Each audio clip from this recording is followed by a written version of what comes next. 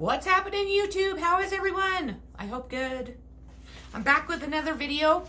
This video is going to be on how to deal with stress when it becomes overwhelming. I know that we've all had that feeling. We all do. I personally have horrible stories about stress and what it's done to me and how it's affected my health and all that stuff, which I'll share at the beginning of this. I did take notes, so I'm going to go off my notes. I'm not going to have you stare at me while I read this, so I'm going to switch you over to here. I'm just going to kind of move over here, and then we're going to get started. How to deal with stress when it becomes overwhelming. I am one that stress has been a huge part of my life. I have dealt with stress and anxiety for as long as I can remember. I used to allow it to upset me so bad that I'd have horrible panic attacks. I've had high blood pressure since the age of 18, which I have to have medication for. I also would allow stress to feed my addictions, as I'd feel too stressed out. When I would feel too stressed out, I'd use it as an excuse to go out and get loaded with alcohol, drugs. At times I would use stress for sex, for a reason to go have sex, stuff like that. But all it did was add to my problems and add to my stress.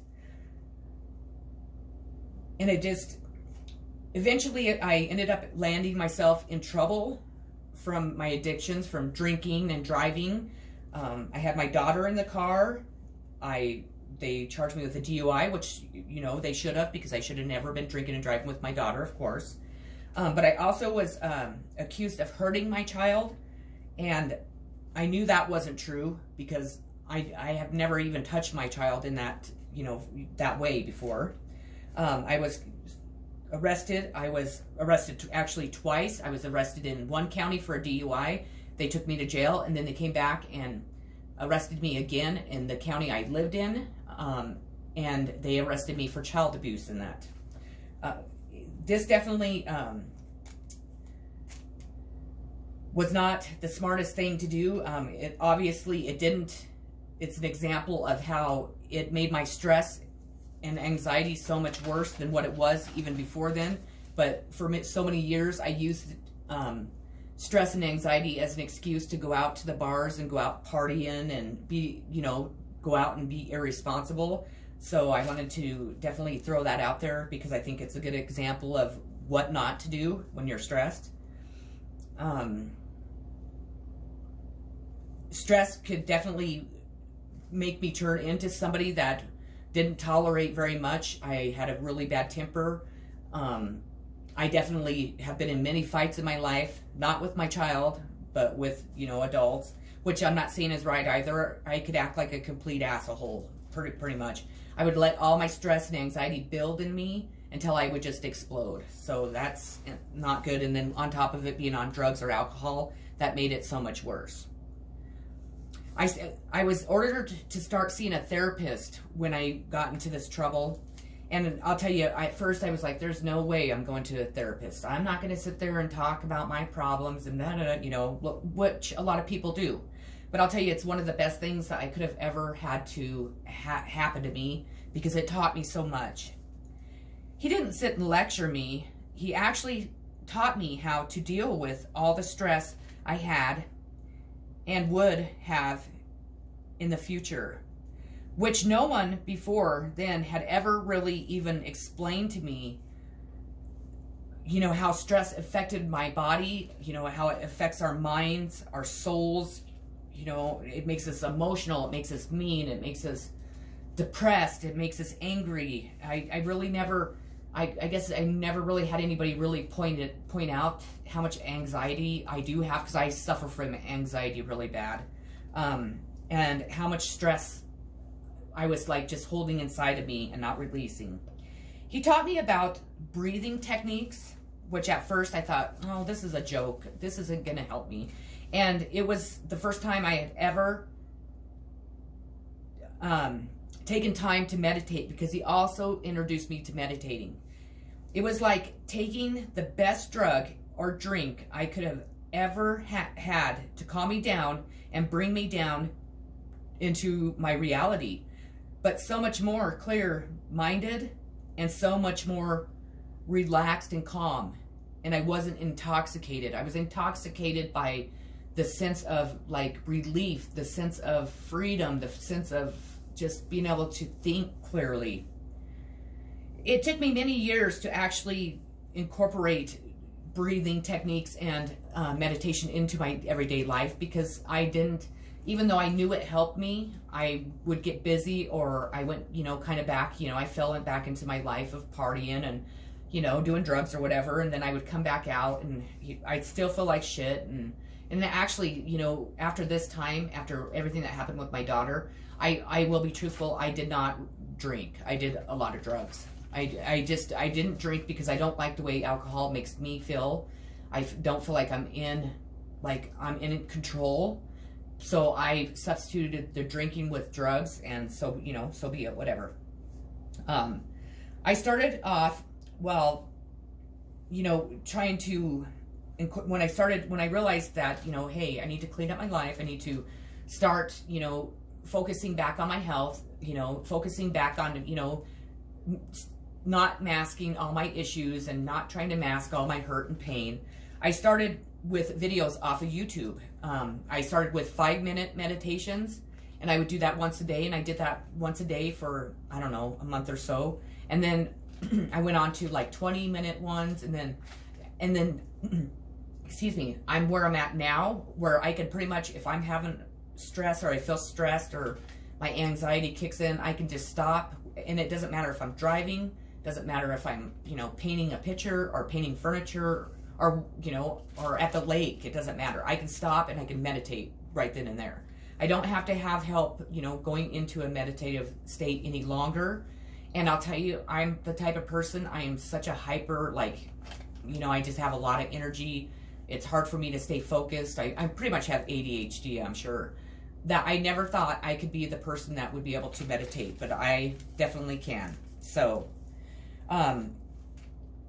so I highly recommend that if you are stressed, if stress really gets to you, if you feel stressed, probably all the time, or even if you feel stressed just a little bit, I recommend that you look into learning how the, breathing techniques to help you calm down, and then also to meditate, because meditation just clears our mind. At that, even if it's for 2 minutes, your mind is not focused on anything except nothing, meditating. And I swear on it. I really do. I, of course, I did some research, and this is what I found regarding stress that I wanted to share. And I did get this from the, I believe it's the APA. Chronic stress, or constant stress, experienced over a prolonged period of time, can contribute to long-term problems of heart and blood vessels. The consistent and ongoing increase in the heart rate, and the elevated levels of stress hormones and of blood pressure can take a toll on the body. 28% of Americans say that they are managing their stress well, but many people report experiencing physical symptoms, which is at 77% psychological, and 73% could relate to stress in the last month.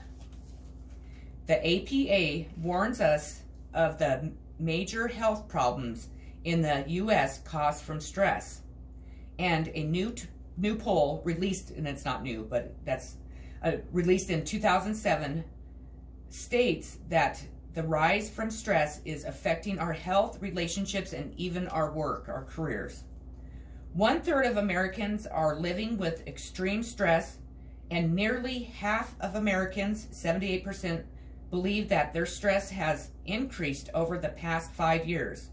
Stress is taking a major toll on people, and now, with all that is going on with, the coronavirus and all that stuff, it's really taken a, contributing, going on.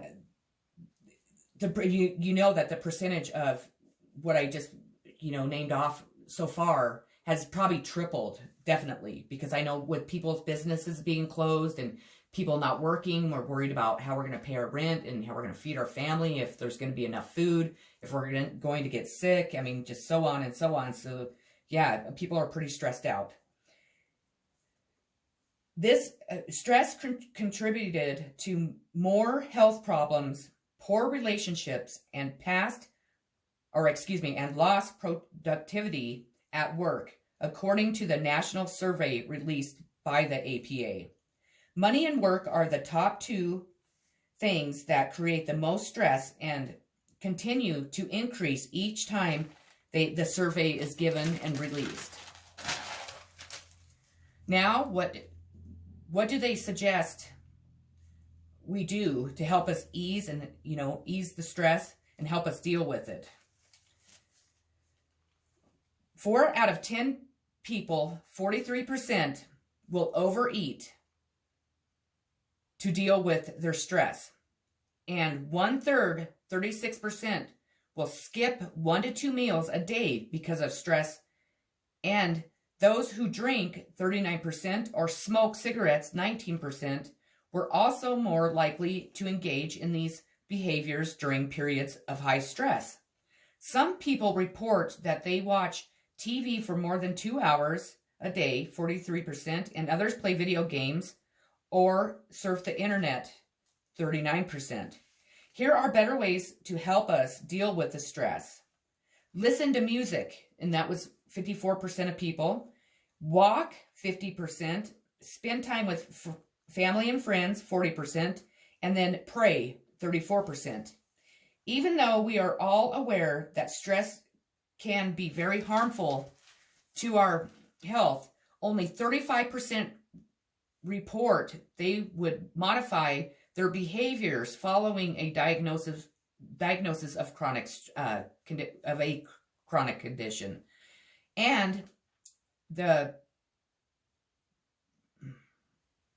primary, I can't read my own writing. I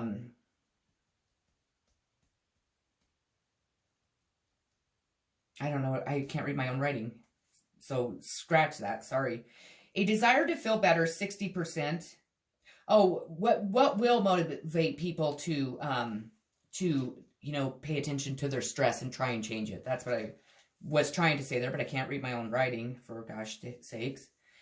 So a desire to feel better, 60%. Desire to reduce amount of stress, 45%. A desire to improve self-image or self-esteem, 41%. And then encouragement from others to do so, 38%. Here are some stress tips on how to handle stress better. Number 1, eliminate the stressors. Eliminate whatever is causing you stress. Number 2, cultivate social support. Number 3, relax your muscles. Number 4, meditation. Number 5, protect your sleep. Number 6, get physical. Number 7, take a moment in nature. Number 8, keep your pleasurable activities. Number 9, refrain from overthinking. Number 10, seek help if need be. Go to your family doctor. Start seeing a therapist. Ask your friends and family for help. Ask your coworkers if need be. How important is it for us to reduce the stress in our lives? Being stressed actually consumes our energy and nutrients, which could be used to protect the body from illness. It improves our sleep and reduces irritability, anxiety, and depression, and improves our interactions with, in our relationships with coworkers, friends, family, and most important, with ourselves. Lastly, here are the signs to watch for if you think that you might be overstressed. Pushing too hard, pretending everything is okay when it's not, headaches, indigestion and fatigue, heart palpitations, muscle pains, spasms or clenching, stomach ulcers, tension, anxiety, depression, and less enjoyment of life, becoming obsessed with small issues, mood changes, difficulty concentrating, making decisions or remembering things, changes in appetite or weight gain or loss, increase in smoking and drinking, and what will help us manage stress? What can help us to do that? A healthy diet, get plenty of exercise, relax, staying organized, and set only realistic goals. Talk to somebody or spend time with someone you like. Reduce stress at work. Change attitude. Do things that are healthy for you and that you enjoy, that you really like to do. And lastly, love yourself more. Okay, that's what I have for this video today. I hope that it gave you some ideas on how to reduce stress, what to watch for, some, tips on meditating and doing breathing techniques, because those two are just two wonderful things that will help you even if you don't believe so. And, well, as you can tell, I have somebody at my door, so I'm going to let you go. Peace. Much love. Take care.